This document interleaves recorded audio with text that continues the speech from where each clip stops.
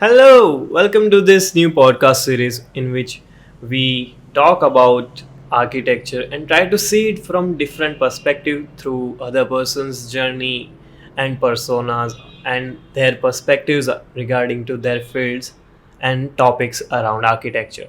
So today we have Hrutika as our guest, and she is a conservation architect and currently working in Delhi with Intact.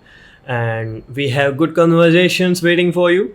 Hope you would like it. And the podcast starts in three, two, one. So, So, sup.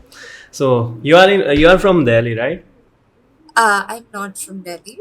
I am from Maharashtra, Aurangabad, but I'm working in Delhi right now. Okay, okay. So how's Delhi like summer and all? Oh my God, so bad. And it was like very honest. No, honestly, I Hmm. love the winters, Hmm. though they were like chilling to Hmm. the bone. Hmm. I'm not a person who does summers very well, so Hmm. I don't know how April and May are going to go. Right, right, right, right. So it's like how's like I'm going with like how you pronounce that INATCH, right? Or I INTACH, intact. intact, right? Uh, Stands for Indian National Trust for Art and Cultural Heritage. yeah, yeah. Okay, okay. It's So sometime. Don't be so hard on yourself. cool, cool, cool. You didn't have a laptop to join in or something? Oh, I did, but it was my laptop is working a little slow right now, so that's why I just thought it's easier with my phone. oh, Why do you sorry. why do you ask? No, it's like in a I'm connecting from a laptop, so it's like you get full screen of view or something kind of thing. Like that. Okay. Yeah, yeah, but that's not a big issue, I guess. Okay. So it's like doing that video editing or something. Then you get some good side Like to that. side views or something. Okay. But don't you think this is better quality of image than a laptop? Of viewing. Like or video, yeah. Yeah, maybe. It's like Because I'm connecting from laptops. How's it? How do I look good? yes, you're fine. Yeah, you're fine. Not great, but you're fine. Okay, that sounds good. Right, right. Okay, so you're not expecting honesty from me, are you? Okay, where I am from, right? Mhm. Yeah. So I'm from Gujarat. Okay. Hmm. Like I'm neighbor of yours, Maharashtra and Gujarat, right? And I'm like I said earlier, I'm studying in final year, Hmm. and it's like only last semester the conservation subject came out, and I was like, Yeah, okay, that at first like people, teachers also don't teach that much. correct. It's like two credit subject. Yeah, I'm very intrigued to know how was it for you when you were introduced to conservation? What were your thoughts like? Because I honestly don't know how it is approached during undergrad because I don't remember being Hmm. taught about conservation at all in my undergrad. So I really would like to know how it is Yeah. for you.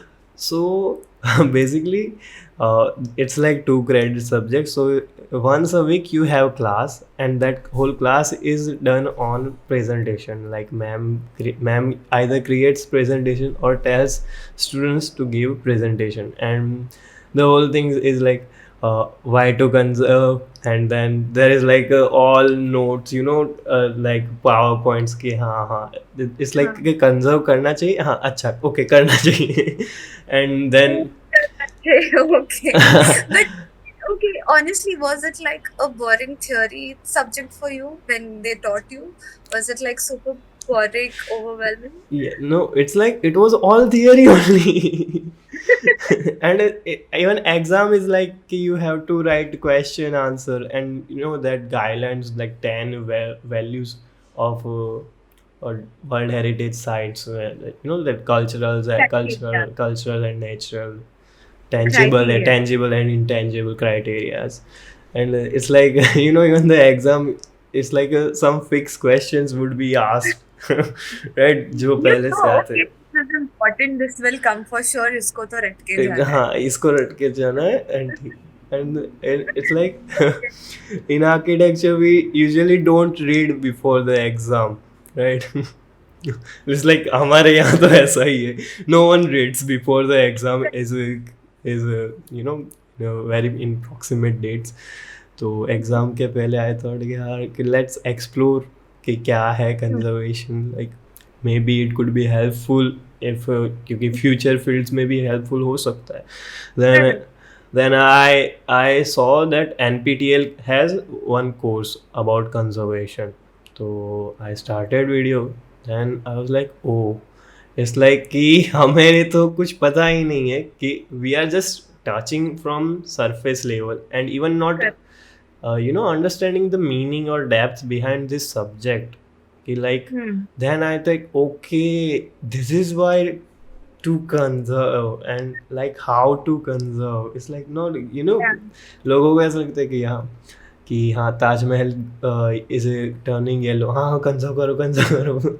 But like there's so many layers, and Exactly. Like when you look at it, it's a small word. It's a small word. It's like a tiny word. Conserve. What? But there are so many depths to that word as it is, and you really need to understand it. And I feel it comes only when you are very keen to understand and you have the passion to use it.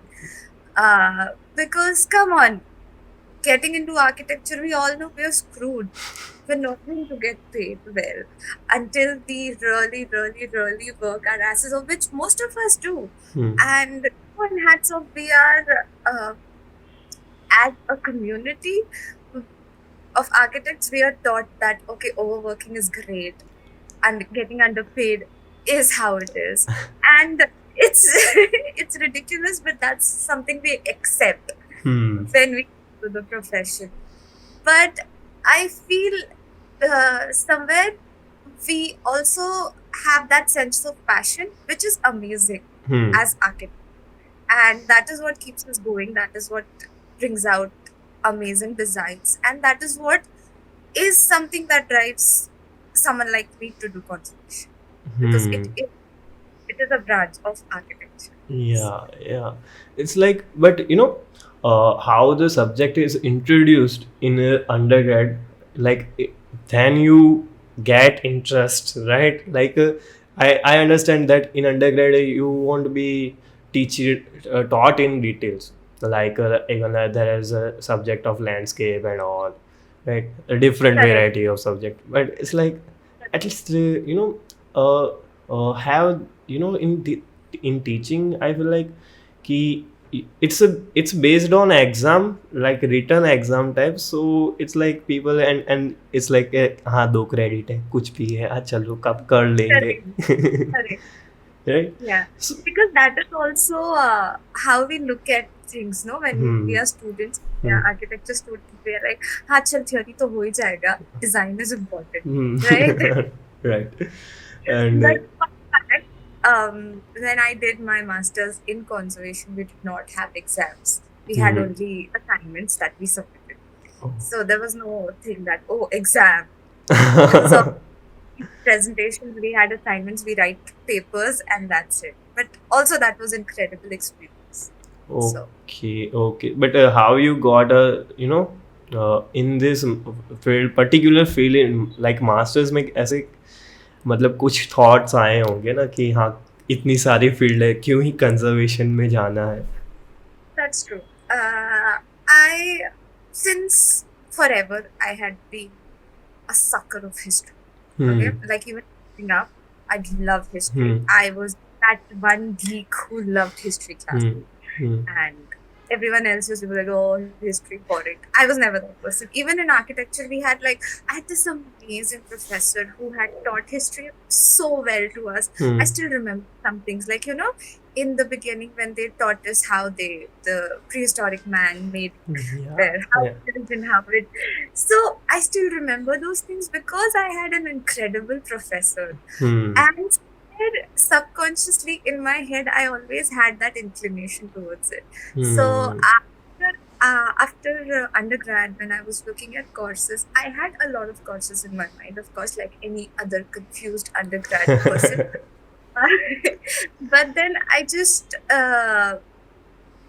when I was looking at the modules of conservation, when I Hmm. was looking at the courses, I somehow knew, okay, this is something that I would really, really enjoy. And Hmm. I was, it's just like something I knew was right in my head. And Hmm. that's how I put it. I mean, of course, you have to do your research and you have to figure out, okay, what are the Hmm. courses? What am I looking at? What are the universities you're looking at? Hmm. But out of all the 3, 4 courses that I had finalized, conservation was something I was very sure of, and that's what I went ahead with. Hmm. So, Hmm. Okay. Okay. So it's like history's inclination. Even I like, that whole history of human development. That's very fascinating. That it's not just about architecture. Now you are just going beyond that, like caves and graves type of.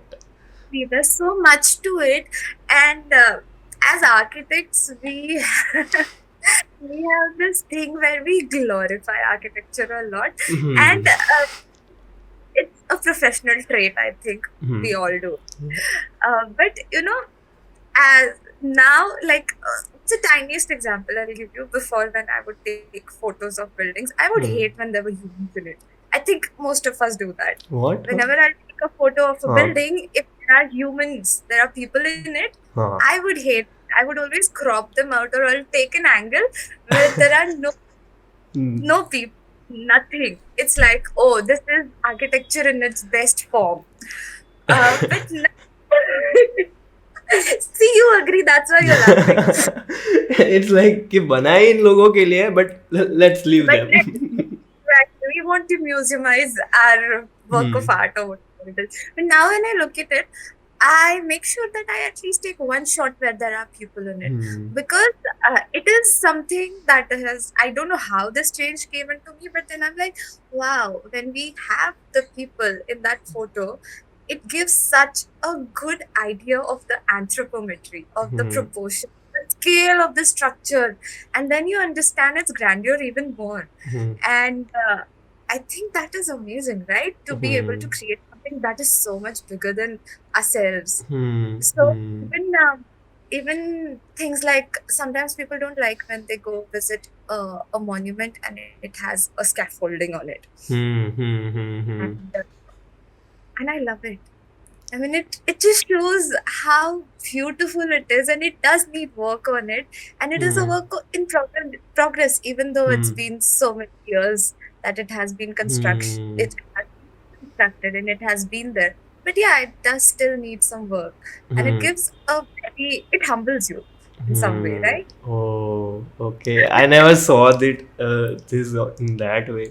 But it's like, when we are in undergrad, we forget to put humans in sections and all. Exactly, something you get yelled at about almost all the time, because professors is like, you need human figures, and you're like, no. So yeah. Yeah, so I think like that laziness continues, and it's like then we'll glorify that laziness. Exactly. And yeah, we do glorify architecture a lot. It is not a bad thing. I love it. I mean, come on, you've created a work of art. It is art, right? Yeah. It is art.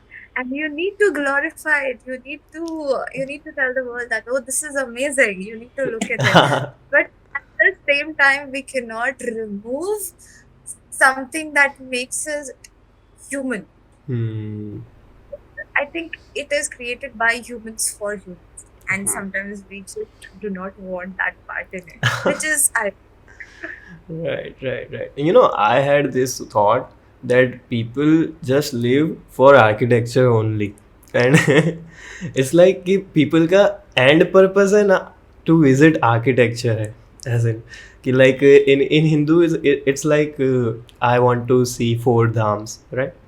And even in now people have that much FOMO about places, like I want to visit this, I want to visit it. Like what you want to visit is architecture, so you are earning You are earning your life and just to visit places, like either it's architecture by nature or An amazing thought. or I mean, culture. I love that thought process. Or culture. It's like, I was like, it's like, then it should be glorified.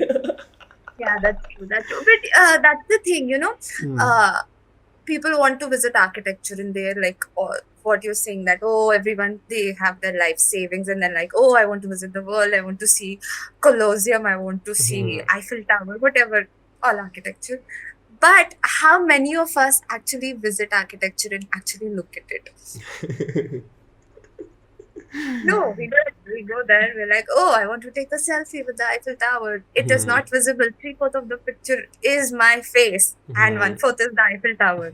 But I think it's all about just wanting to tick it off a list now. But we don't really visit a place truly now. Hmm. It's all about taking photos, putting it on Instagram, blah, Yeah. blah, blah. Yeah, We that's. don't understand. Like, um, because I'm so new to Delhi, I am actually exploring places. I'm Hmm. actually visiting Red Fort and stuff, things that you might have Hmm. done as kids, but now I'm like, I want to see it as Hmm. a conservation architect, and Hmm. my mind is blown. But at the same time, there are so many. It's incredible that, of course, people have been stuck in their houses for the past 2 years, and now Hmm. every weekend they want to go somewhere, like Hmm. be it Qutub Minar or Red Fort or Hmm. whatever. There's massive queue of people just wanting to enter that monument, Hmm. which is amazing. But when you go inside, you hardly see anyone reading those plaques, reading Hmm. those signs. It Hmm. is it is an incomplete experience, I feel. Hmm. I, Hmm. I really appreciate people who are doing these heritage walks, Hmm. because that is a great way to explain people that, okay, Hmm. so look at your heritage Yeah. or any your architecture or whatever. Yeah. It's amazing, right? Like it gives sense of pride, and if people are out of India, then they'll say we have Taj and we have this, and they'll mention even cities, right? Cities are known by architecture. Like I say Paris, first image would strike is the Eiffel Tower, right? I'll say Exactly. Egypt, then it's a pyramid of Giza. So Exactly. it's like people want that, what's a pride of the monuments, but still it's like they don't really want to know. They just want to have that on surface level. And this, FOMO, it's like basically in on Instagram or everyone is like, see, I am going there, I am going There. there. Bus. And you know what? This basic difference of how people uh, perceive architecture or heritage for that matter, I saw the stark difference after going to the UK, because as a Hmm. student, I would just, go to any heritage walk or just, do random shit, which is like, okay, whatever, it's there. I'm going, I'm Hmm. exploring. Hmm. So you go to a heritage walk, or I remember I'd done this trail of hidden gems of Edinburgh, Hmm. where they were showing us places which are not on the tourist radar, but there are like beautiful pockets in the urban spaces where you can see that, oh, okay, these also exist. Hmm. And I remember the ratio, like there were so many people and they were at their full capacity, and there were these old people who are so interested to know what these hidden gems of architecture or urban scape of the city is. Hmm. And then I'm just thinking that, okay, how often does this happen in our community as Indians, that people are so excited to go and see, okay, these are the urban pockets. Okay, you and I, we are architects, we Hmm. are geeks, we Hmm. are going to do that. Hmm. But general people who are just interested, it Hmm. is the knowledge that is embarked upon Hmm. kids at a young age, or people in general, that Hmm. lacks. That's why they do not have that interest when they become these adults. Hmm. Hmm. Hmm. At a very early age, and I have written about this also in one of my blogs, that Hmm. our education it our education system, it talks about, oh, you should take pride in our Hmm. country, in our heritage, but how much do you teach about that heritage? You don't. Then how is one's supposed to take pride in it if they don't Hmm. know anything about it? Hmm. So it is ironic again. Yeah. And it's just because we are in this field, it's like we started to observe buildings. Otherwise, we are like, नहीं नहीं सारू Exactly. अच्छा है ठीक है. Exactly. We would have been one of those people, right? Yeah, obviously, and it's like, like we like Taj. Okay, yeah, that's good. That's good. Cause why it's Exactly. good? It looks good. Okay, you have that aesthetic value of it. But do you know about the stories? That's what, and that's the thing about now that you mentioned Taj Mahal. The first time I visited Taj Mahal, Hmm. you've been to Taj Mahal, right? No. God, go travel. So Taj. I want to go. Yeah, but it's not going to be easy because you're doing architecture. So Yeah. good luck with that. Thanks. So basically, when you reach Taj Mahal, Hmm. it is located smack in the middle of a bus, like a thriving urban name. You can say like a basti. Hmm. It's like a proper this thing, a residential space, and it is like these tiny gullies, and there are these vendors and everything, and it is so vibrant, so vibrant. But when I first visited Taj Mahal, like I don't know, 10, 15 years ago, I was so, of course, I did not know better. I was so oblivious. I did not like it. I was like, why is this amazing piece of architecture located in so much congestion? Oh. Uh, those were my first thoughts when I visited back then. But now when I look at it, I think that, okay, this basti, this vibrant culture that is surrounding this Taj Mahal is actually a part of its intangible heritage. So Oh. it makes it even more amazing because it keeps the monument alive. There is a dialogue happening all the time. It's Hmm. not a monument you visit and it is sitting there alone. There are Hmm. people around. The monument is a part of the everyday lives of people. Their everyday views. Imagine having to live there and have that view. Hmm. It's like, whoa, I had never thought like that. Like, you are having this view every day. Wow. Imagine. I mean, I don't think it will ever get old. Even if I live there forever, I would still be in awe of it because it is Hmm. just so beautiful. Yeah, because every time background is changing, right? Like atmosphere's background is changing. Sometimes it's gray, sometimes it's blue, with shades of Exactly. white. And that's what, when nature and architecture come together, it does wonders. Hmm. Hmm. Amazing. Like just having that backdrop and a sunset. It changes everything, right? Hmm, yeah, actually it does, and it's like they have so much. Particularly Taj have that great vista, right, of viewing. It's like it just anyone would be is like wow. You cannot help but be in awe of it. No, Yeah. even though I don't know, even if you're cynical and you're like, oh, what is this? It's just a True, true, true. But it's like people now the architecture all is getting about visuals only, and I feel like there's a major problem happens. Like it's like you are judging everything just from visuals. It's like there is like a whole different vibe of that place too, and you don't understand or don't feel unless or until you visit that place. correct. Yeah. That's true. That's true. But also somewhere we are forgetting that form follows function. Hmm. Form follows functions. It's like architects are like form follows function. No, function will follow form, and they are like, I believe in this. Then this is the thing. No, but it is like how you mold clay to make pots. When you're molding it, we are like that clay and we are becoming pots. And that is like put into our heads like form follows function, less is more, blah, blah, blah. And no matter what you do, it does not go out of your brains, no matter what.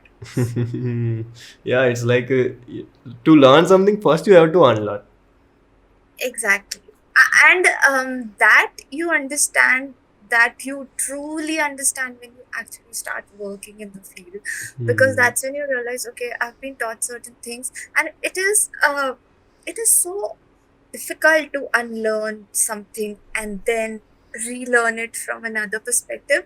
Hmm. But at the same time, it is the most liberating thing to do, because that's when you grow, not Hmm. just as a professional, but also as an individual. Hmm. Because until and unless you don't unlearn certain things, you're not evolving, right? Hmm. So Hmm. we don't understand that as students, because we are somewhat in a bubble. But when we actually get into the profession, when we step into the real world, I know it sounds a little weird, but it is amazing uh, how different it is from what you think when you are studying.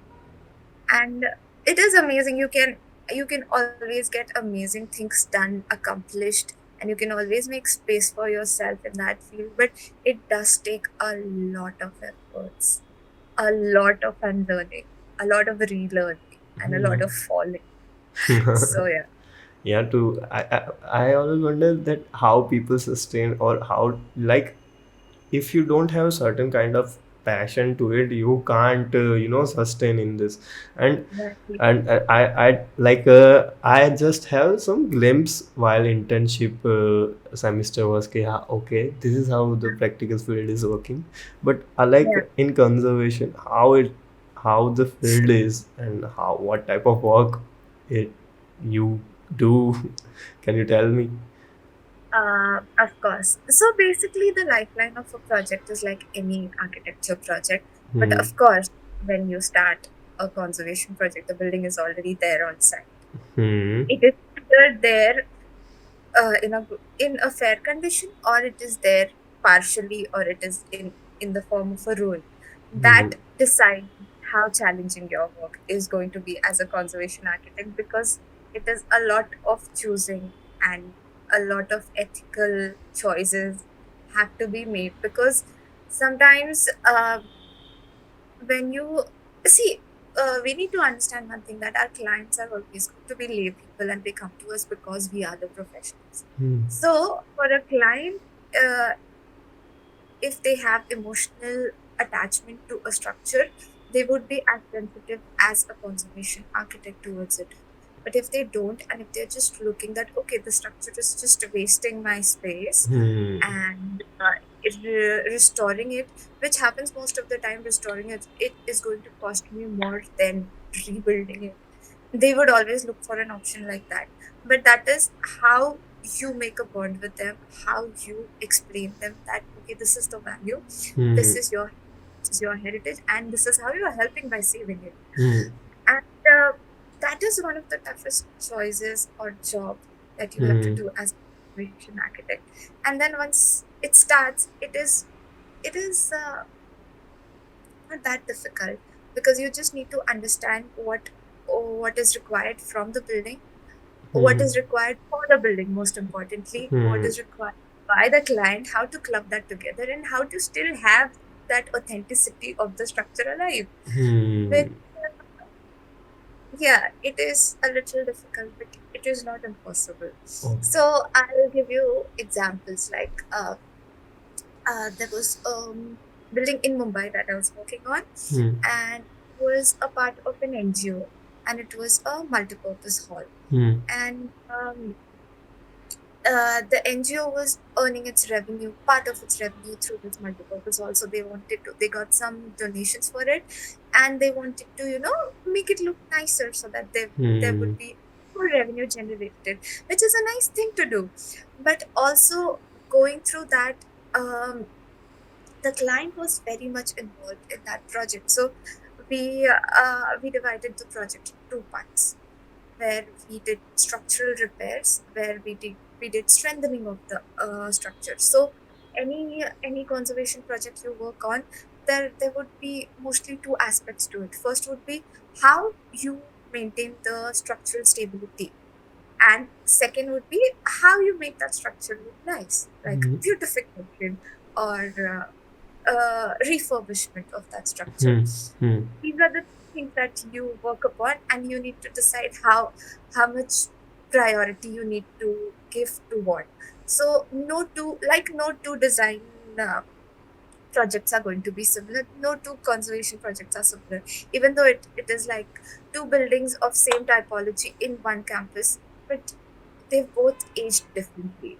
One Hmm. might have some issues, one might have another issues, one might need more structural stability, other might not. Hmm. So no two projects are ever going to be similar, but the process always remains similar. You always have to make a priority of what is required by the building, and then you just make choices based upon that, and Hmm. you take in the inputs of what the owner wants, because of course they are the users, and we cannot forget the users of the structure. Hmm. Hmm. But in this transformation of the space or place, say, then what about that value, that that heritage value, right? If that dies, then like people, if like doing adaptive reuse or something, then like I feel like that's the last option, right? To do Uh, complete that dep- change. so see, it depends, because of course, like you said, that the heritage should not be lost. That's where Hmm. the emotional comes in picture. Right. And I think the half the battle is won when people, owners of historic properties, or even organizations who are working with historic properties, they realize that they need a professional. Hmm. Once they realize that, most of the times people think, okay, chalo, ho jayega, isko cement repairs kar do, it's done. But if they do realize, acha, I need a professional who will tell me what is to be done with my historic structure, that is where half battle is won for me, because they realize that I am important for their structure. Okay. Hmm. it's, it's like that. And sometimes you have to make choices uh, for the longevity of a structure, Hmm. and it is always project based. I know I'm sounding a little ambiguous, but I cannot be precise because it is always different for different things. Hmm. uh, but my job is always to make sure that the heritage is not lost, the authenticity is not lost, the Hmm. integrity is maintained, Hmm. and not just by me, but by the entire team. Because I'm not going to be working alone. I'm going to be working with structural engineers, MEP engineers, contractors, masons, everyone. Hmm. So my job is to make them understand that, okay, this is how we have to work. This is our approach, and also the client, of course, because everyone needs to understand. Everyone needs to be on the same page. That's Hmm. when that project becomes a success. And Yeah. when I mean success, I mean that the building is restored appropriately, ethically. Or say conserved, right? It's like because people, if hear the restored word, okay, conservation is equal to restoring, you know Uh, they, it's like कि हाँ अच्छा restore कर रहे हो ना, नहीं नहीं नहीं, it's like conserve. so basically, if you think about it, it's a minute difference. But if you really dive into it, there is a huge difference Hmm. when you say conserve and restore. But it is always a choice you need to take. Hmm. That sometimes you have to conserve it. You have to basically uh, think of a structure as an organism, Hmm. and when you're conserving it, you are increasing its lifespan. Hmm. That's Hmm. And you have to choose, like you said, adaptive reuse. Like if you have office space, and it has to be converted into it has to be converted into a space which is something completely opposite of it. Hmm. That's when adaptive reuse comes in picture, because you still are maintaining that structure, Hmm. but you're the function of it. Yeah. There are many layers to it, of course, but it is how you see it. For Hmm. me, when I see a structure in use, uh, that's the best way to keep it alive. Hmm. Because the moment you abandon a structure, the moment it becomes derelict, Hmm. that's when its lifespan is gone. Hmm. That's when nature takes over. Oh, right. It's like adding those human in plant sections. Exactly. And that's how you make a full circle. Right, right, right. So it's like, one of the professor I have, he used to talk about conservation, and he says that one of the difficult job while doing conservation is like client तो हमेशा होता ही है, that's the toughest job. But after that, like if there is a certain kind of plaster on the building, like then you have to find that particular mason who does, and that's where it all gets tricky. Cause That's true. like उसकी family यहाँ है, यहाँ पे ये शायद होंगे, then you have to explore that particular person to do that That, job. yeah. Uh, that is true because actually yesterday, day before yesterday only, I was at a site Hmm. and I was talking to the master mason, and he had like a team of 3 or 4 laborers with him, and we were just starting out the site. And he was telling me we will need one more mason on site because when we start putting up the random rubble masonry wall, we will need masons on both the side to actually start putting it up. Hmm. And he's like, but these days when you ask them that, oh, you have to work in stone, they would increase their prices, or most of the time they would not have the expertise for it. So it is always going to be a little more expensive than like if I want you know a mason who works in cement mortar or something. Hmm. But that is one of the challenges that you have to face. But the great thing is there are still people who are so skilled and who are still working in it, and they know it like the back of their hands. And I think going forward we need to train more people like that, Hmm. more people who would know, okay, ठीक है cement mortar तो सभी करते हैं, ये भी कर लो यार, like that. The amazing thing I think Aga Khan is doing in Delhi in Hmm. Nizamuddin Basti, if you've known And about, yeah, if you know, yeah, I know about that. yeah. So they are also training people in traditional arts and crafts. So basically, they are providing employment to the people of the Basti. Hmm. Hmm. So amazing to include. That's what it has to be inclusive of the people also. Hmm. That's when they are a part of it. That's when they start valuing it. Hmm. It's like, we when we design our design studios plan, we are like, हाँ ये मैंने बनाया है, मैंने बनाया, don't.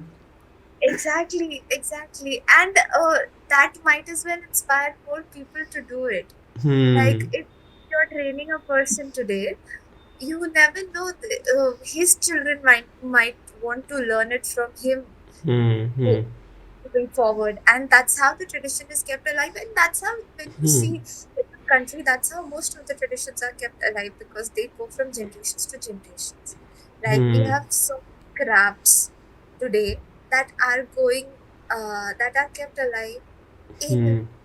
the houses of people. Yeah, actually. That, And it's like we have lots and lots of crafts which are undocumented and people don't know about it. And exactly. if people would know about like how it's made, then it could make very huge difference. That's what, and that's what happens. Like you and I, we brag so much about knowing about architecture or whatever. How much of about the crafts of Maharashtra do I know, or how much do you know about Gujarat? We know what is the just at the surface, Hmm. like not even the tip of the iceberg, and we don't like we we don't know anything. Yeah. How do you expect normal people to know about it? Yeah, actually, it's like जो famous है, we that even general people know about it. Like हाँ, Very it's true. like कि ये पटोड़ा होते हैं, ये होता है. But exactly, like everyone knows, okay, these are Kolhapuri chappals, this is uh Paithani saris, this is that. But usse bhi aage there is something which not Hmm. everyone knows.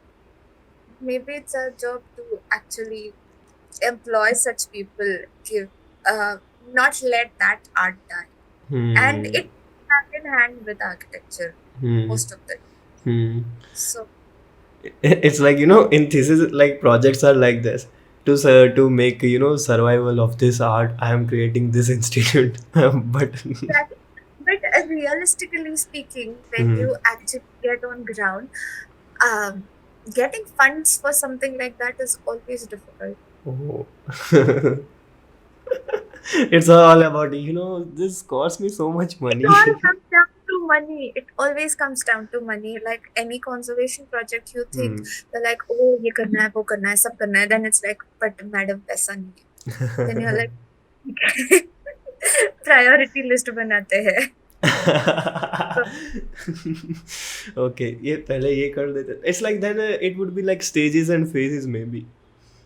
Correct. Yeah, that's how it works. Hmm. Like the building I was telling you about, Hmm. of course we cannot do everything for it, but we what it was like a very beautiful vernacular building. It was a part of a streetscape of South Mumbai, Hmm. and it had some art deco Ha ha accents ha ha. in the facade and the interiors, which is beautiful. Like there was some of the accents were so subtle we would not even recognize it. But because I have literally seen that building for a year continuously, and I was like working on it, I could recognize. Okay, यहाँ पे ये है, वहाँ Hmm. पे वो. But uh, that's the thing. You need to look, you need to observe. Hmm. And the more you observe, the more you realize there's so much more to it. There's so much depth to it. Hmm. And beautiful. Yeah. It is enlightening. Architecture is enlightening. You know, Hmm. I think I don't remember who said that. Like architecture has the power to move while standing still. I Hmm. don't remember. Someone said that. It's beautiful. Architecture has power to move. Move you while itself standing still. Okay, okay. It's like just any art would do, right? Exactly, that's what. It's like. Doesn't matter how small, it doesn't matter famous or not, it doesn't matter the setting it is in. If it Hmm. has the power to move you, that shit is real. Great, great, great. So, but always clients do come, or you create clients. It's like some structures, like how you choose, like this should be conserved, right? But you don't know who's the owner or something, or you had like there would be some process, right? Because not every time client would come. That's true. So it depends on this on the structure. For example, if it is a small structure owned by a private owner or something, sometimes clients do go to firms which they know are doing good, like Intac, for Hmm. example. People who Intac who they do not know what is happening to their structure. They do not realize the value, but they know that okay, my structure is super old and it needs some special attention, and that's how they contact Intac. Hmm. Or if you, this is something at a very rural level or a very small scale level. But if you talk about big big names, big clientels Hmm. who have building a building, for example, in the fourth precinct of Mumbai, they would go to an architect like Abba Narendlanga, or they would go to Somayan Kalappa or something like that. Hmm. So it always it's mostly with private owners, it's their choice Hmm. that they go to, as long as they're going to a professional, it's great. But you can create opportunities by doing outreach programs, Hmm. by getting in touch with the local authorities, Hmm. and Hmm. Hmm. by getting to collaborate with them, which is not always easy. It is Hmm. not everyone's cup of tea, but I think it is very important for us, like the young people, to get out there, like you and me, and Hmm. to actually be a part of that change, because we are the future, Hmm. and we have all the rights to be actively part of that, of how we save our present for the future. Hmm. So it, um, it to be, if I have to be very honest with you, it is very difficult when you're starting out and any you don't have any name on you, and you're Hmm. just starting out as a professional, because you don't have contacts in the field, and that's how any field works, right? Hmm. You need contact to actually get a project or something. So you actually need to do some work to prove people that okay, I am. capable of handling work. Hmm. And that's how people trust you, that's how organizations come to you. So I would say yes, it is possible to uh, create an opportunity for yourself, but for that it is a long journey that you have to Hmm. go through, where you have to work, you need to understand, because unlike design, when you work in conservation, uh, okay, I would say, okay, I have blah blah years of experience. I've worked on this and this building, but you never know what is the typology of building that you will be getting to work on next. And if it is completely different from what you've worked on, you have to start that research from scratch.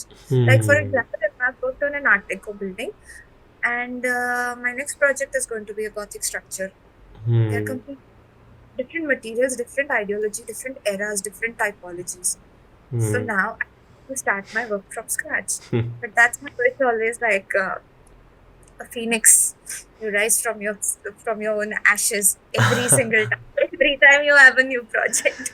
Oh, so it's like doing redo all over. But that's the thing. Like, if I have to say personally, Hmm. I enjoy the process. Every time understanding what the typology of a structure is, Hmm. what uh, what is needed to be done, what is the kind of materials used, how are they made, what Hmm. is the history behind it. It is very interesting, and there's so much to it. And it is amazing. Buildings a lot of times surprise you by the similarities they have amongst all of these differences. Hmm.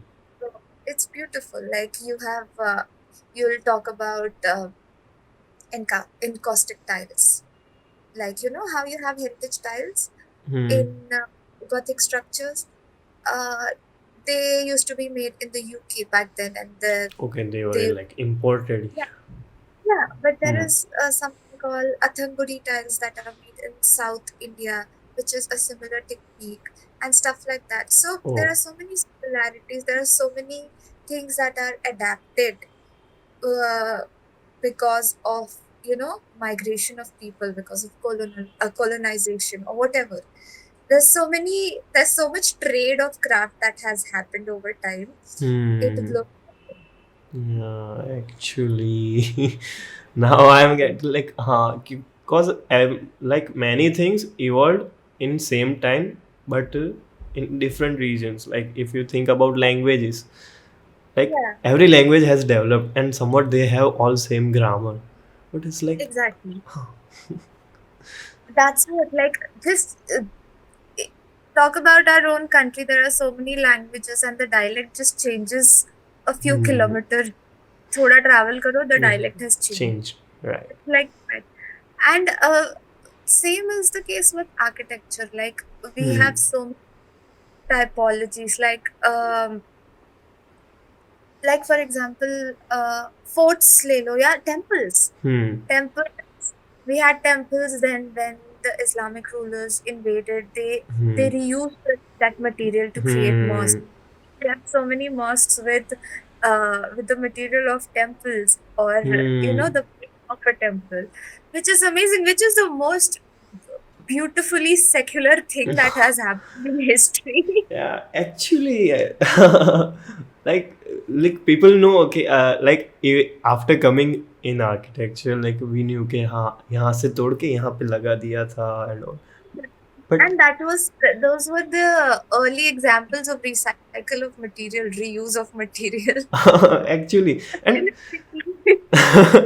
and like how much diversity is there. But like right now, architecture, if we think like future generation won't conserve our structures. This what we are creating now, right? Because they are all following similar construction techniques and all, and it's like I like don't. just think about the future of glass structures. How is Hmm. that going to be? It's like I don't know. this question was framed by Doshi in his book, like what future generation would tell about us.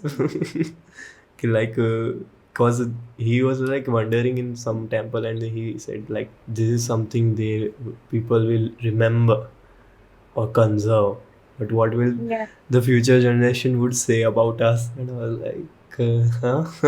And that one is a thinker because you do not have an answer for it. Hmm. You cannot think of an answer for it because honestly, what are they going to do? Because when I think of conserving the past, Hmm. you always think of at oh my god, so much effort, so many people from different walks of life, so many generations have gone creating like just Hmm. temples. Like that was a craft that was passed on from one generation to another.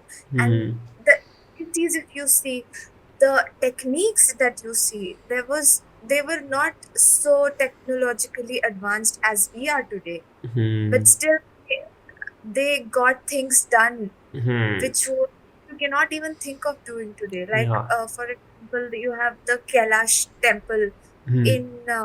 in Ellora. Hmm. It is made of a monolithic Diplo. rock. Yeah. Yeah, like, imagine the Finesse. precision, finishes. Yeah, how Hmm. It's we like don't do that. We don't do that. Today we just think about it. Finishing a project. The client needs it. Handover is to be happened. it's like 3D printing in reverse. Kailash is like 3D printing but in reverse. Like weed crowd, crowd. It's like a very like the minds of those architects and all this. It's like you can copy someone, but you can't copy their thinking. You cannot. Yeah. Yeah. That and that's why I like to believe that our ancestors were way too smarter than we are, Hmm. way too smarter. And just we are moving at a fast pace, Hmm. but how much are we evolving? That is a question. Hmm. I'm still not. Um, I still don't have an answer for. So yeah. Yeah.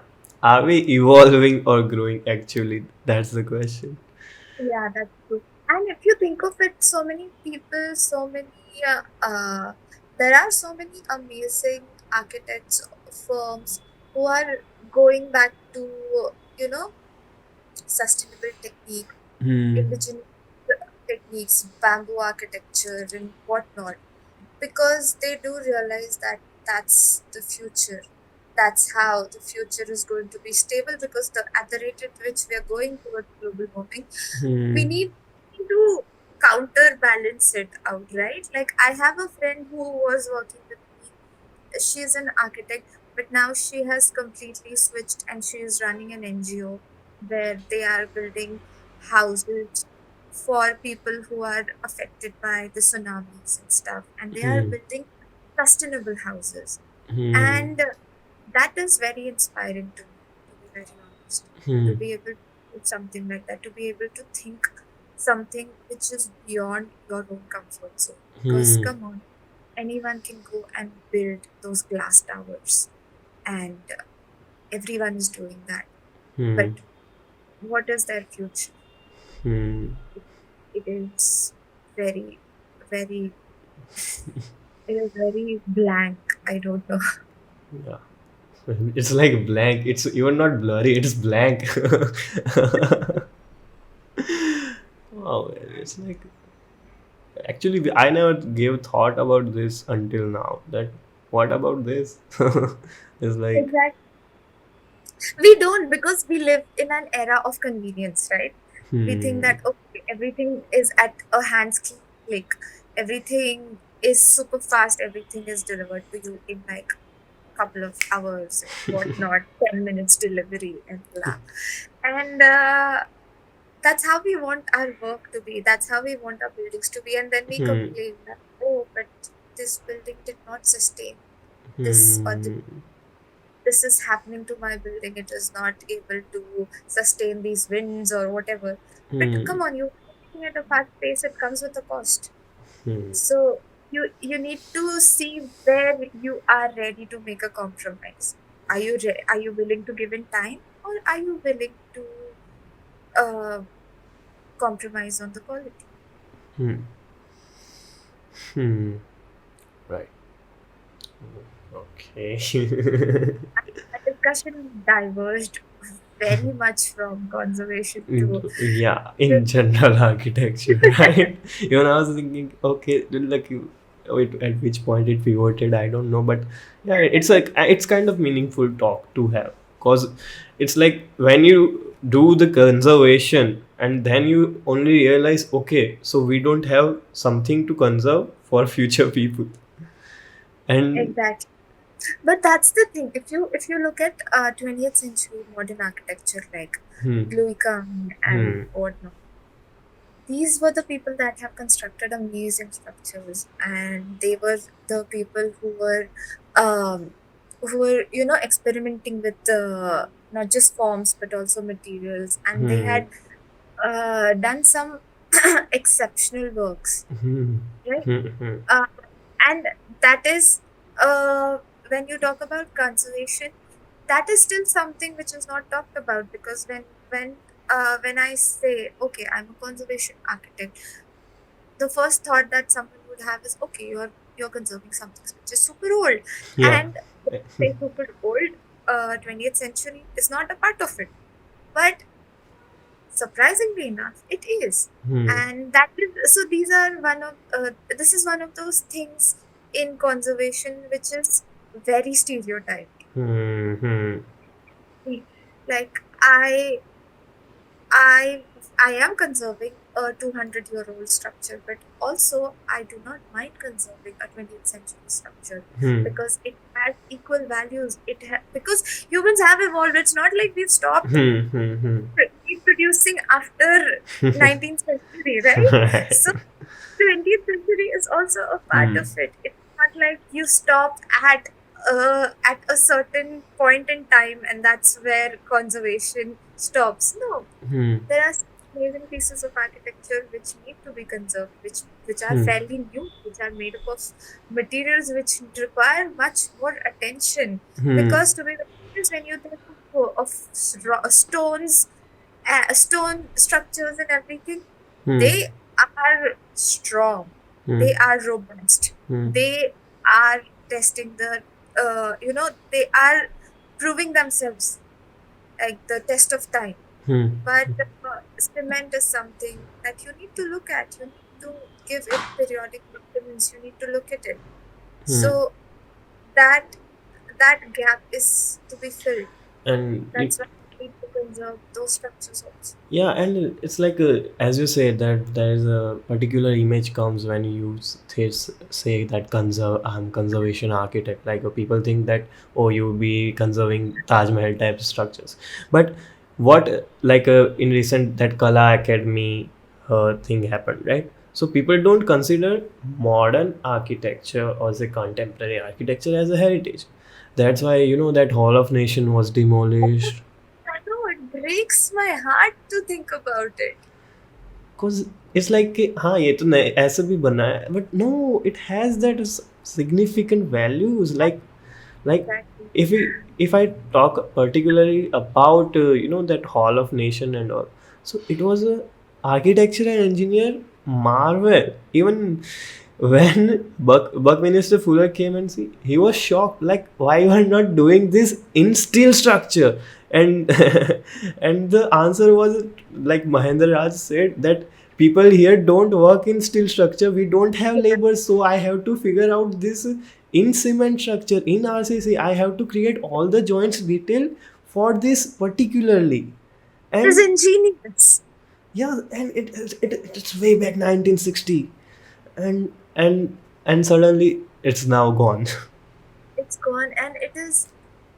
That's the thing. Like you need to see, how will you conserve something? How will you value something until and unless you don't know its importance? Actually. So that significance is needed to be talked about. You need to actually put emphasis on that importance, on that significance of a structure. And that's when people would realize, okay, this is something of value, and Hmm. hence we need to restore it, or hence it has Hmm. to sustain. It's like, I feel like that architect in general, that we as a designers have to involve people in the process. Correct. Cause if we don't involve people in the process or just an outcome, they won't be understand. As stated in starting that we have to be, okay, yeah, this is beautiful. Like we have to be take a stand for ourselves.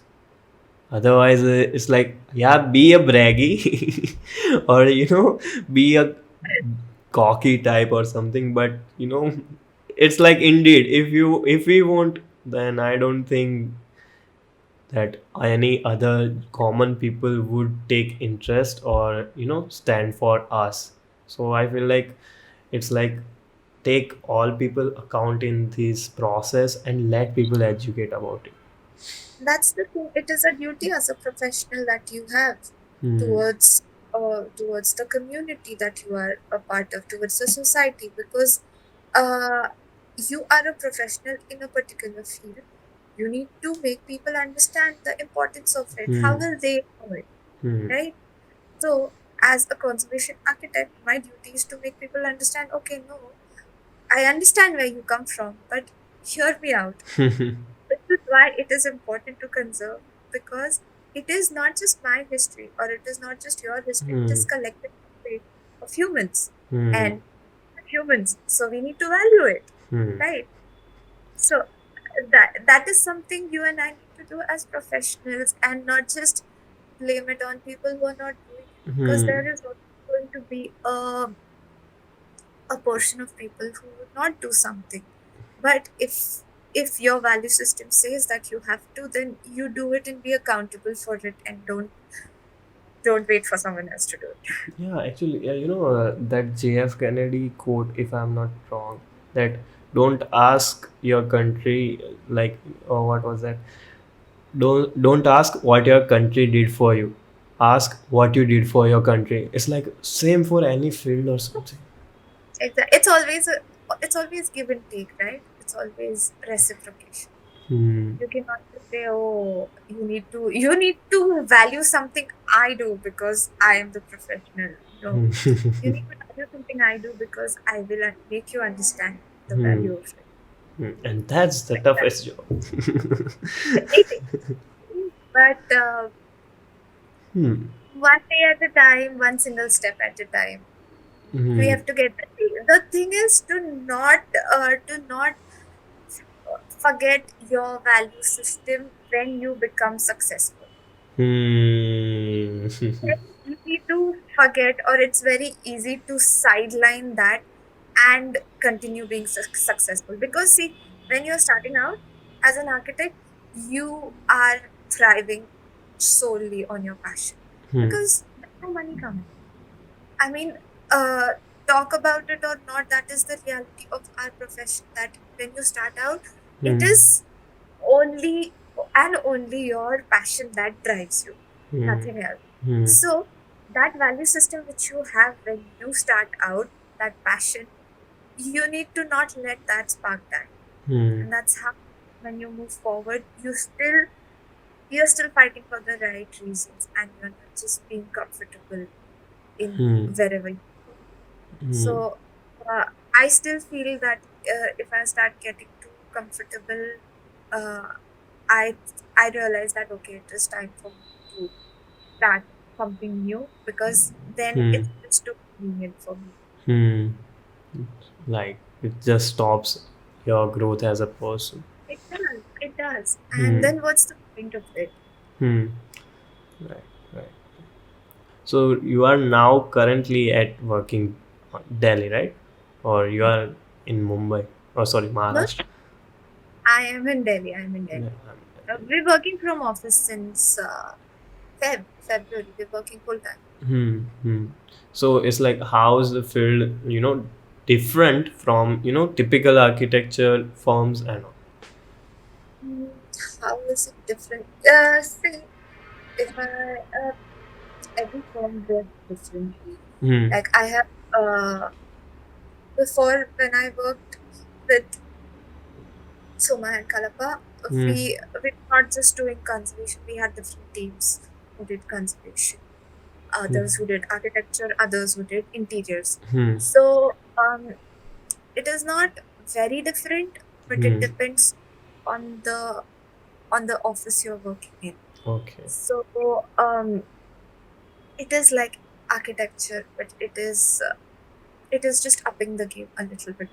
Upping the game. Yeah. Oh, okay. So Interesting. so basically, you have to fight for what you think is right in conservation, Hmm. and it's not like you can make uh, a mind blowing design and just send it off. You can't always do that with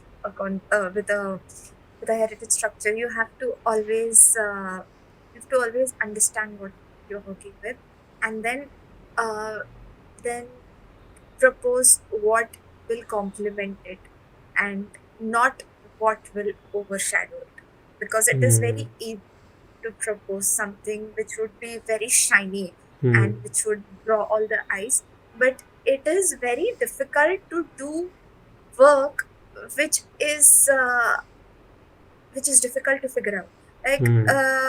I think it was Vikas Delavri or someone who said that he had worked on some structure and someone said, "Oh, I can't figure out what you've done." And he was like that. I take that as a compliment. If you cannot recognize the Hmm. difference between my work and what was there, then I have done my job well. Hmm. If figure out कि अच्छा ये काम आपने किया है and this is where the boundaries of the structure end, that's when you know Hmm. that your work is not how it should have been. Actually, because architects, as architects, we have, I will do this, or I'll, this is done by me. But in conservation architect, it's like you have to be very humble about it. Okay, like, it's like I have done the work, okay, but it's very subtle that you won't understand. Has to be subtle. It can never overpower the structure, and that's where your point of authenticity of the structure, Hmm. that's where it comes in, because I have to make sure that what I'm doing is for the structure Hmm. and is not overpowering it. It is always there to Hmm. support how the structure is.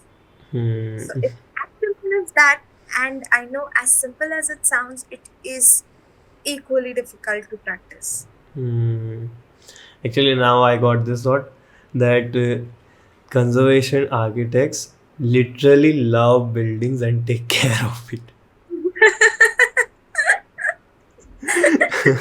It's like they're like, I'm not forcing you to change.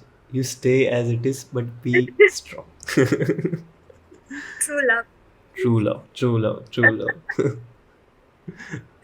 Yeah. It's like, Wow. Like I'm a nurse or something. yeah, you're nurse. Okay, okay. Here you have the problem. Actually, good metaphor to use. I Yeah, think. no, actually, I didn't realize it until you said that. Hmm. That, they love you and that they're like, oh, I don't want you to change. So, Yeah, it's like just be strong. It's like, yeah, yeah. Otherwise, oh, you can have toxic relation too. No, you have to change. You have to change. right? Uh, I'm sure a lot of people would have toxic relations too. I mean, come on, that's what makes us human. Not everyone is going to be like, oh, I am hmm. selfless or I am going to think about the building. Sometimes our human nature takes over, right? Hmm. So it is like it happens even in art restoration, where Hmm. your work is to restore an art piece, an Hmm. artifact, and it does not have to overpower. Again, like the Hmm. same thing, it does not have to overpower. It has to be irreversible. It does not have Hmm. to damage the piece or something. But Hmm. some people slyly or very this thing, they put a signature somewhere or something. Hmm. So as humans, we also want our name to be attached to something. Yeah. That's, that's great. Whoa, it's like now it's getting very trickier to me say. It's like it's like being monk detachment and then being a monk, but you are also a psychologist who is doing therapy. Oh my God. Wow. It's like, Yeah. You have to. So ultimately, you have to be a monk, which is anyways difficult on its own. But you hmm, still have to pick: do you want to be detached, or do you want to be? But I would not. I would not say as a conservation architect you are detached. hmm, You are so attached that you you pick the right choice, hmm, that you let the structure be hmm, how it is supposed to be. Let the structure breathe. You are hmm, not putting coats of paint on it just to make it look pretty, hmm, but you're letting that stone be exposed because that's how it breathes. hmm, hmm, So hmm. it's just that. Yeah, it's like you are being content in general. It's like, Yeah, but yeah, it's you also you are not being needy that I have to give this name. yeah, that's true. But yeah, it is a journey, and it can most of the times be frustrating because it's not always easy to work or to figure out what is to be done or to understand what is required to be done in a building, because every building is different. Hmm, And most of the times, see, when I told you that the basic education needs to be given to people, there is hmm, also one education that needs to be given to people, is that okay, if you own a historic property, you need to keep having periodic maintenance to it, hmm, like any other structure. You have a house, you are you're not going to just let it be, right? hmm, There are some repairs, some maintenance work, hmm, something is always going to come up. It's the same with historic properties. And the more you maintain your structure, the easier it is to do my job, or the easier it is on your hmm. pocket to get it restored or confirmed.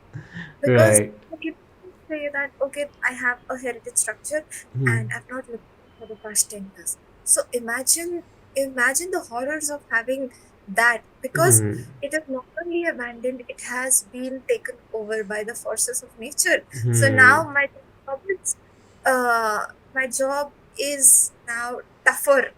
It hmm, has been complicated two times more than it normally is. hmm, So it is a responsibility also, and as owners, this education needs to be given to people. hmm, Uh, Still figuring out how that dialogue is to be started, because uh, people who own historic structures don't always have the uh, access to these things that we are talking about, or if there is a manual or something. For example, if you know, if hmm, intac has a manual, I don't know if a historic owner would always know that okay, there is a organization that works hmm, and that is here to help me. hmm, So reachability hmm, is something to be worked upon, that people need to know that okay, hmm, this is something I can do, even if I don't know what am I supposed to do with the structure. hmm, I at least know whom I can talk to. hmm, hmm. I used to think like heritage walk and all. It's like what is this? Why you want to see and all. But now I understand that now actually I can't look this in another way, that actually these buildings are livings and we are parents of this building, and it's like our kid, and you won't allow your kid or isolate your kid for 10 years. Exactly, that's true. Hmm. That's why it breaks my heart when I see, that uh, properties which are uh, a part of the state heritage or national heritage or something, and they are not looked upon as, like, Hmm. I'm sure where you live there are a lot of abandoned old buildings which you don't even know the significance of. But Hmm. this is where the role of the statutory authorities, the local authorities, Hmm. that comes in, that they need to understand that okay, these are the historic structures. Okay, if we can't do something, at least get a bunch of architecture students map those historic properties for you. Hmm. And kids are going to be jumping to get an opportunity like that. It's like Yeah, RSP. at least, sorry. RSPs, you know? Yeah, it's like at least you have a map of the historic structure Hmm. in your locality, and then you can think of doing something about it. Like Hmm. it, I am from Aurangabad, Hmm. if you know where Yeah. Aurangabad is. So we have Ajanta Ellora, we have Hrutika Satdive and stuff, but we also have so much more apart from that. That is completely looked upon. They do not even give importance to it because they know that okay, the tourists are coming for the Hmm. Ajanta Ellora, Hmm. probably coming for blah or that. So Aurangabad was called a city of 52 gates Yeah, because there were actually. 52 historic gates. Those were built during Aurangzeb's reign. Hmm. And today, sadly, only 18 exist out of the world. Hmm. You cannot map the remaining gates. It is so sad. I'm sure there must be, some ruins or whatever existing of those remaining gates. But it is so sad that a city which is given a name, which is given a title based on some heritage it had, not even half of it remains today.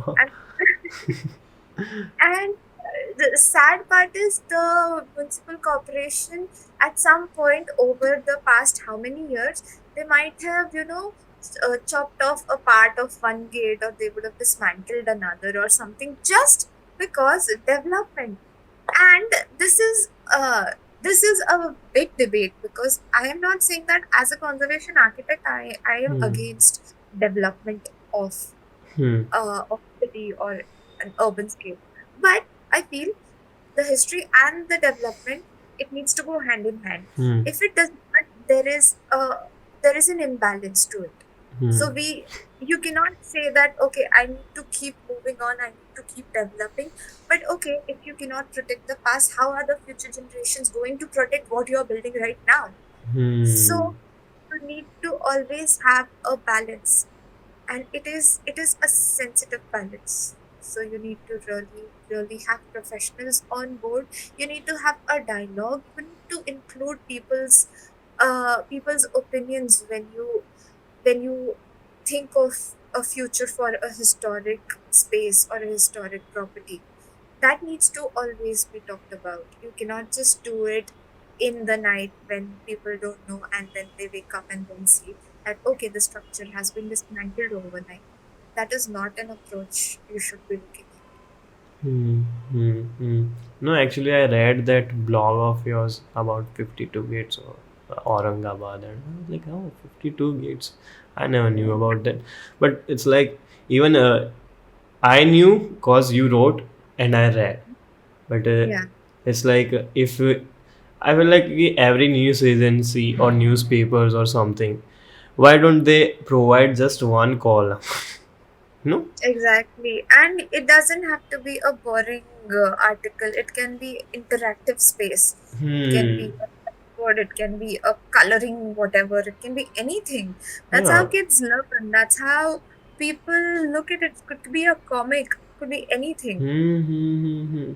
Actually, and heritage walk also. So it's like that image has a stereotype. Like heritage walk is boring, and maybe that's the reason. People feel like it's boring because they don't know, and it's like everyone has generalized that it's boring. In general, it's boring. Huh? Really? Yeah, it's Okay. I had no idea about. I because mean, you love that so much that, right? But yeah, exactly. it's like that it in general it's like it's boring. Yeah, what क्या ही देखना है क्या ही है, but it's like sometimes when it's like history or story is involved कि हाँ यहाँ से महाराणा प्रताप ने का घोड़ा यहाँ गया, then people is like ah. Exactly. And that's what tourist guides make money upon, right? They're like they give you some fun fact or some legend about a place, and that's when you're like, oh, this is what I learned when I went to this site. You do not Hmm. know anything else. You remember the legend. Yeah, you always remember the stories. exactly. So Hmm. that's what it is. A great point that you pointed out. Like heritage walks should be. It is storytelling at the end of the day. Hmm. I cannot always tell you that, oh, in 1858 this happened, in 1859 this Hmm. happened. You're not going to remember it. Hmm. When I associate names to it, when I associate uh, an episode to it, Hmm. when characters around it, Hmm. that's when any person would be interested in. Hmm. Hmm. Right. Right. Right. Actually, and if you think about this, then most of the money, whole Rajasthan model is based on tourism. That's true. That's why they conserve everything, because they That's have not that rich lands, that provide agricultural abilities and all. They have. exactly. But that's the thing. They Hmm. figured out what they have and Hmm. to how to generate money out of it, how to capitalize out of it. Hmm. Right. And it is amazing that they are using their heritage to actually do that because, okay, one person would have done that and then they had come up with a heritage hotel or something. Then other Hmm. person looks at they're like, oh, why can't I do that? Then the third person looks at it, why can't I do that? I Hmm. mean, it's amazing because that way you are not just capitalizing on your heritage, you're also using it, you're also putting, Hmm. increasing the footsteps there. Hmm. I don't know. Of course, I don't know on ground how it is working. I don't know how much people are engaging in the history of it. Hmm. But as long as something is happening, it is something important. Hmm. And actually, like first point, people want to just visit architecture, and why I feel like Modi has done some significant works. Like he made like a Sardar Patel statue, right? So why? Just to capitalize on tourism. It's like Correct. everyone is like this travel fetish is that much, and Yeah. it is the most bigger market. Like I said that people collect money or and just to try. Yeah, exactly. But that's what I'm saying. If you have to capitalize, why Hmm. create a new thing when you can capitalize on So something that already exists? exist, I right? mean, Gujarat has so much. Hmm. Dude, you have got so many step wells Hmm. which are lying here and there, like they're just there Hmm. everywhere. You can capitalize on that so much. Hmm. You can restore those. And I'm sure people would love to visit them when they know about it. People only know Rani Ki Vav and stuff like Hmm. that. That's where people go. But there is more to it. So make a trail out of it, create walks around it, or create Hmm. festivals around it, right? Like growing up in Aurangabad, there is something called Soneri Mahal, Hmm. and we used to have a festival there, which was called Ellora Festival, and Hmm. it used to happen in the middle of winters, like December's. Hmm. So, and it was like a 3 day event. People there used to be dance performances, musical recitals, and like classical dancing and stuff. And that was something which got brought people together. That was something where you gathered near a monument. The backdrop used to be the mahal Hmm. front of it, which was beautiful, and that's how you engage people. That's how you know make your heritage a part of your everyday, because the mundane is always going to go on. You Hmm. have things by creating a spark in between that mundane. Hmm. Hmm. So Yeah, it's there like. are amazing things like that. Like they have these talks happening in Sundar Nursery. They have these performances happening, and I really appreciate that. That's how you have to make your Hmm. spaces interactive. Otherwise, Hmm. everyone is doing today. Hmm. Like we can always see in photographs, but it's like experience is what stays in with us, like for Definitely. whole lifetime. Even uh, one of the actually my principal used to say this, that you only going to remember the festival you are doing through the college. You won't remembering that you did this studio and that studio you were and like. Exactly. That's what makes architecture school so special, because you're not just studying. You're doing Hmm. so many things on the side, and uh, that is one of the biggest factors that helps you grow. Hmm. Also, Hmm. the fight of your architecture, because you're doing so many things on the side. You're doing so many creative things on the side, and that's what makes you a designer at the end of it. Hmm. Hmm. However, the toxic filled this is, but yeah, you end up enjoying it. There's some sparks in it throughout the journey. No, but people, it's like first they hate it, then it's like now I'm love it. I'm loving it. It's Like, it is toxic, but it's mine. yeah, it's toxic, but it's mine. It's like now, now I'm habituated to it. That's what, and because it is toxic to some extent, we see so many people diverging from the field. Hmm. Uh, Hmm. and we have so many photographers now, graphic designers, so many Hmm. UX UI designers who complete architecture and then like Hmm. Hmm. can't do. Yeah. Yeah. It's like these design builds are like, they'll show you a mirror. It's like, okay, you don't want to do this, or it's like, you know, we actually get sensitized to art. Otherwise, people don't care about art. Exactly. Normal people don't care about it. And it's like, I'm not glorifying this, but you can see subtle difference in thinking and everything in designers and normal people. I like how you call designers and normal people like they are not normal. No, actually we are normal, but it's like, we it's like in this field is like we want to do some good. I think it comes from a place where, because you are creating something of your own, Huh. you appreciate someone else who is also doing that. So Hmm. you appreciate the creativity that has gone into any piece of art. Hmm. And I think it is amazing. Like, I agree with what you're saying, because if I'm going to a museum, I'm going to nerd out totally. I'm not going to look, I'm not even going to bother clicking photos, because it is a piece of art. No matter how beautiful photo I'm going to take of it, it is not going to do justice to me.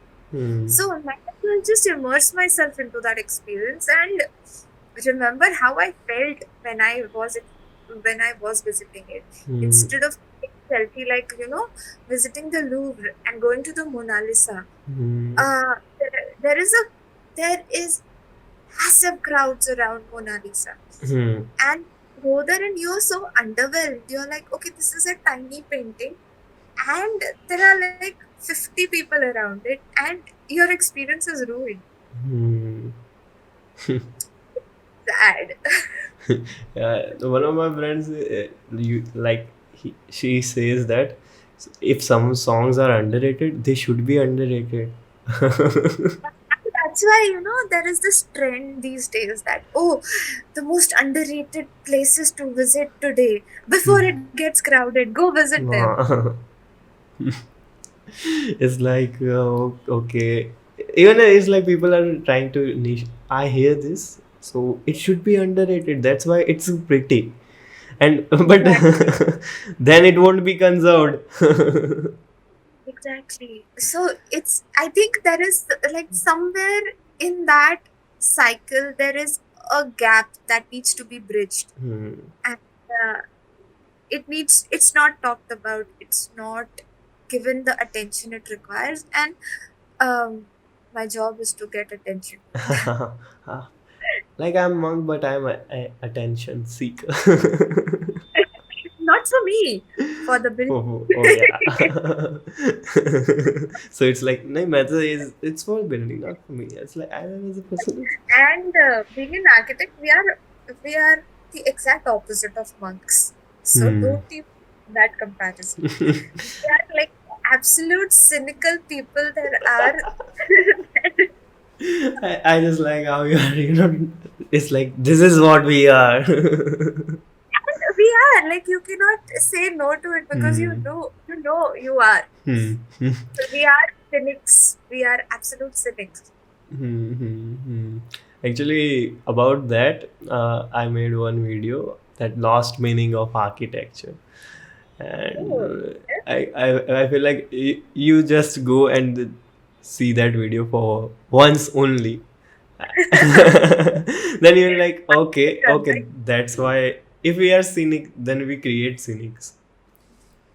So it's like Uh, maybe earlier people were not cynic, but we are. So uh, no, I think cynicism exists as long as humans exist. hmm, You cannot say that people in the past did not have such experiences because you don't know that. hmm, If you see Van Gogh's art, Vincent hmm, Van Gogh, hmm, there is so much depth to it, hmm, but that comes out of so much misery. hmm, hmm, And I think that's why we love art so much because it speaks to the deepest sorrows there are, or the most unresolved emotions we have as humans. That's where art touches you. So it hmm, could be anything, it could be a building, it could be a painting, it could be anything. It touches you at the right spot, and that's why it makes art so special. So I don't think that people in the past would not have experienced it, or people in the future would not experience it. I think it goes hand in hand with humanity. As long as humans exist, there is always going to be misery, there is always going to be that, and you just need to look at it through the right perspective, and that's when it's going to hit you. hmm. Cool. Like this is something okay. So what should be? It's like we as an architect, what should be? Like in that video, I said that in Vastu Shastra, it's mentioned that an architect should be having qualities of yogi. Okay. So and I understand. Okay. So I was just thinking about the reasons, like it's like if we literally design our surrounding. So if we are nihilistic or something, then we create things which don't have any meaning. So it's like this is the thought you should give, that what you are. It's like what you want to express, because if there is art, if Hmm. because you see now it's all generalized. Every architecture you see here they doesn't want to convey anything. They are just existing. Capitalizing this. Yeah, it's like we are the meaning is lost. But if you think about the masters in Hmm. architecture, anyone for that matter, Frank Hmm. Lloyd Wright or whatever, Hmm. they were all so, at the end of it, they were so unhappy in their lives, and they've died the horrible deaths because deep down they were artists, and deep down they were unhappy. So their creativity was flowing in architecture, and that's how they expressed their emotions. And Hmm. that's what makes their buildings so iconic at some point. Hmm. Hmm. This is a very tricky region to be in. It's Yeah, like it's a thinker. Think about it. hmm. It's like what you'll get in return is all misery. So you'll still, I'll keep that spark alive. I don't know. It depends, actually. I don't think you can. Uh, your experience are never going to be the same as someone else's. Hmm. It's how, and I think the best part of living in a post-pandemic world is to realize that you have to have a balance in life. Even if you're an architect, you can't always, you cannot always glorify overworking. Hmm. You can Yeah. say that, okay, I am working, I am making this amazing thing happen, but there is a limit to it, and after that, I have a life, and I Hmm. need that to stop there, and I need to my life to start here. So if it is going to take a long time to make that difference happen in architecture, Hmm. uh, but I am hopeful. Yeah. It's like what you like और क्या ही कर सकते हैं. Yeah, just have Like, some but good the thing is, hopes. you are the difference that you want to see in the world. You Hmm. can make that difference happen. So you cannot keep complaining about something which you're still a part of.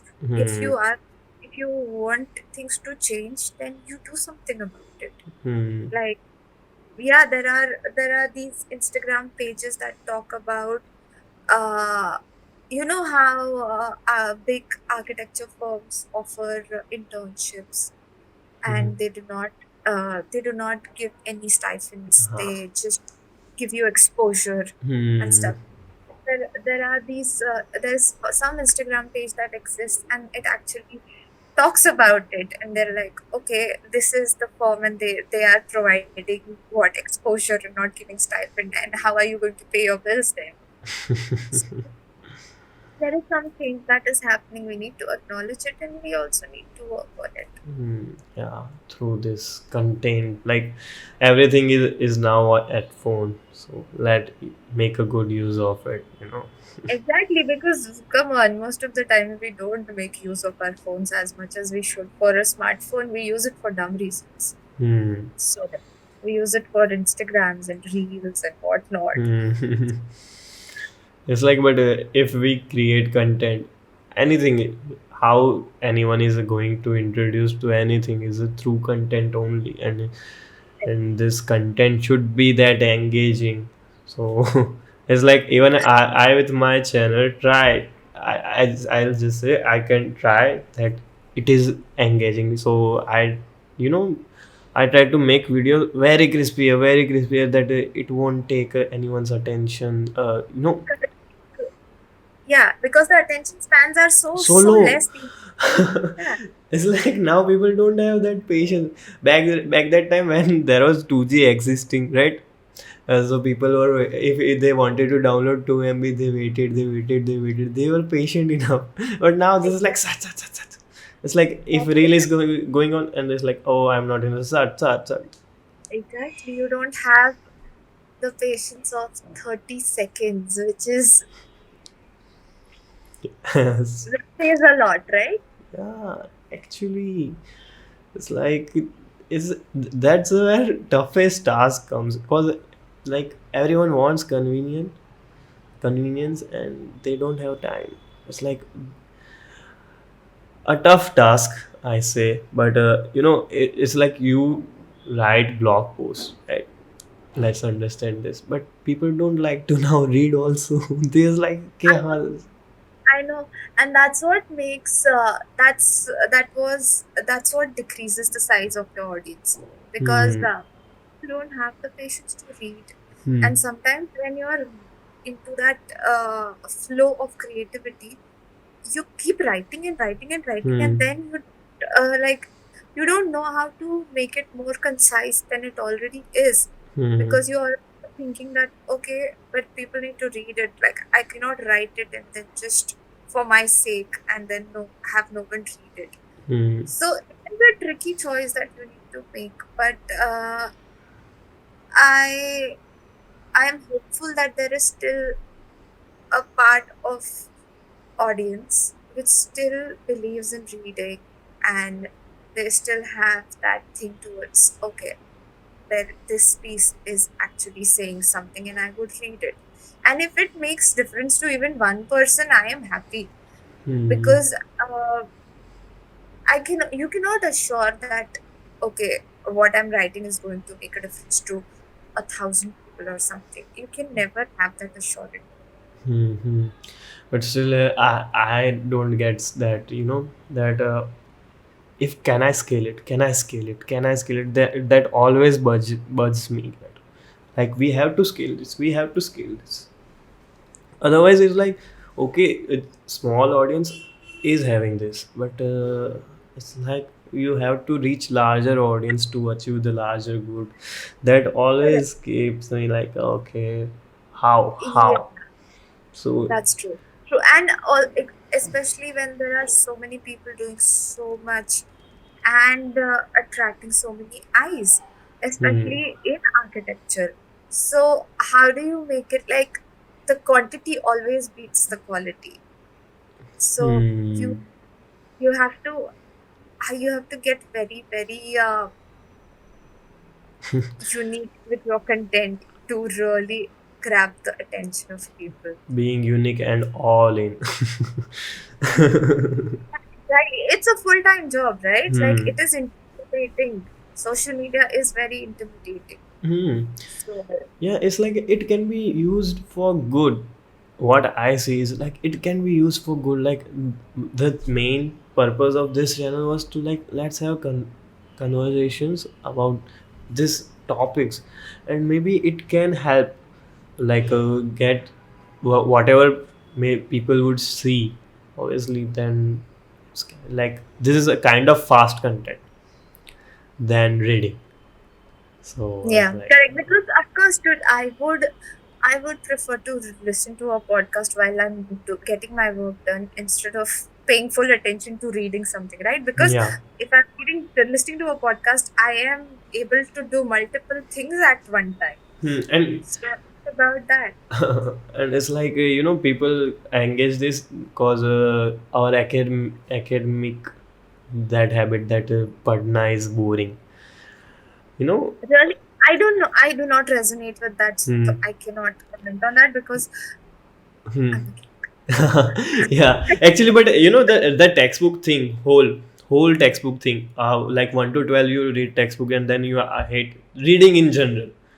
Yeah, so our education system has messed us up, right? Yeah.